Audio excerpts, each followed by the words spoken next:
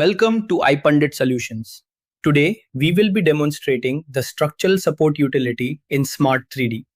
This utility is used to efficiently place structural supports within the Smart 3D model. To begin, navigate to the Tools menu and open Custom Commands.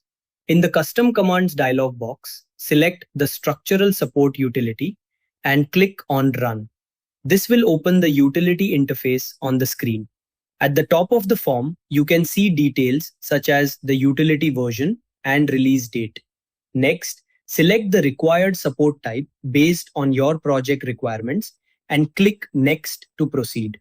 The selected support type will be displayed for confirmation. Now, choose the appropriate reference standard followed by the section type and the required section as per your design needs.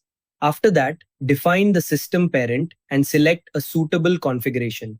If needed, you can enable the mirror option to adjust the orientation of the support.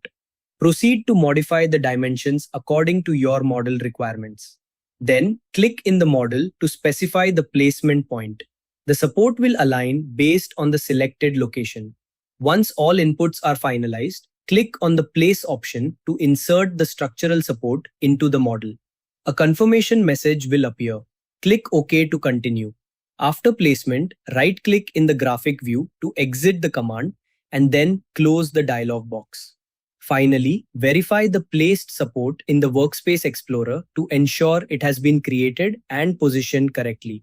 As demonstrated, the structural support utility provides a simple and efficient way to place supports within Smart 3D. Thank you for watching. For more utilities like this, stay tuned to the iPundit Solutions channel.